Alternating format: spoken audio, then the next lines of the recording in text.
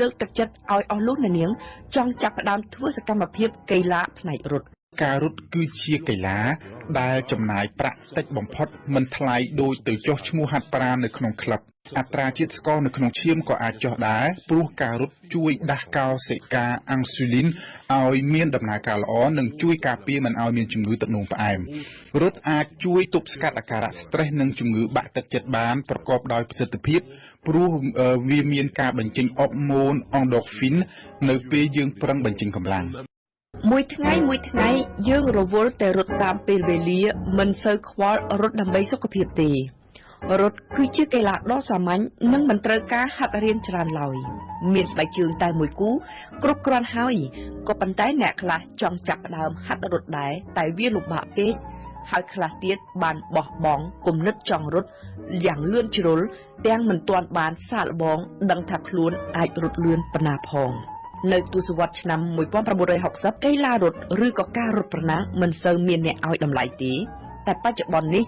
រត់បានក្លាយទៅជាកីឡាដ៏ពេញនិយមនៅប្រទេសបារាំងគេប៉ាន់ប្រមាណថាមានពលរដ្ឋប្រមាណ15លាននាក់ប្រកាន់ខ្ជាប់ការហាត់ប្រាណធ្វើកីឡាដោយរត់ក្នុងនោះ1/3បានចូលរួមប្រកួតរត់ប្រណាំងទៀតផងពេញនិយមខ្លាំងរហូតអ្នកដែលចូលចិត្តរត់មានគំនិតចង់ចូលរួមរត់ម៉ារ៉ាតុងដែលមានចម្ងាយ42គីឡូម៉ែត្រជាងឯណោះវិជ្ជបណ្ឌិតផ្នែកកីឡា Jean-Marc Sen សូមចូលខ្លួនមកផ្ដល់ដំបូន្មានខ្លះដើម្បីលើកទឹកចិត្តឲ្យអស់លោកអ្នកនាងចង់ចាប់ផ្ដើមធ្វើសកម្មភាពកីឡាផ្នែករត់តែជាបឋមហេតុអ្វីបានជាយើងគួរតែជ្រើសរើសកីឡារត់ Eh bien, d'abord, on peut dire que c'est pratique de faire de la course à pied, parce qu'on peut en faire à peu près partout. ជាបឋមការរត់គឺជាកីឡាដ៏ងាយដែលគេអាចធ្វើនៅគ្រប់ទិសទី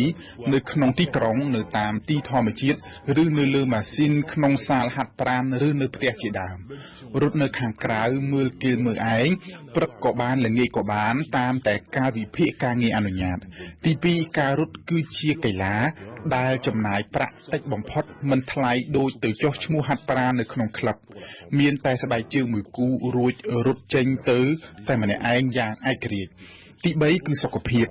រត់មានគុណប្រយោជន៍ច្រើនសម្រាប់សុខភាពយើងព្រោះវាជួយបំប៉នការលូតលាស់នៃឆ្អឹងនិងជួយការពារកុំឲ្យមានជំងឺពុកឆ្អឹង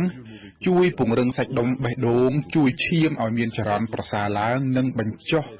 ហានិភ័យកើតជំងឺលើសឈាមរត់អាចពន្លឿនការបញ្ចេញថាមពលដែលជាមធ្យោបាយដ៏ល្អប្រសើរសម្រាប់ដុតបំផ្លាញខ្លាញ់នៅក្នុងខ្លួនរត់អាចជួយបញ្ចុះកម្រិតជាតិខ្លាញ់មិនល្អនៅក្នុងឈាមតែវាបង្កើនបរិមាណកូលេស្តេរ៉ុលល្អទៅវិញអត្រាជាតិស្ករនៅក្នុងឈាមក៏អាចចុះដែរព្រោះការរត់ជួយដាស់កោសិកាអាំងស៊ូលីនឲ្យមានដំណើរការល្អនិងជួយការពារមិនឲ្យមានជំងឺទឹកនោមផ្អែមរត់អាចជួយទប់ស្កាត់អាការៈ stress និងជំងឺបាក់ទឹកចិត្តបានប្រកបដោយប្រសិទ្ធភាព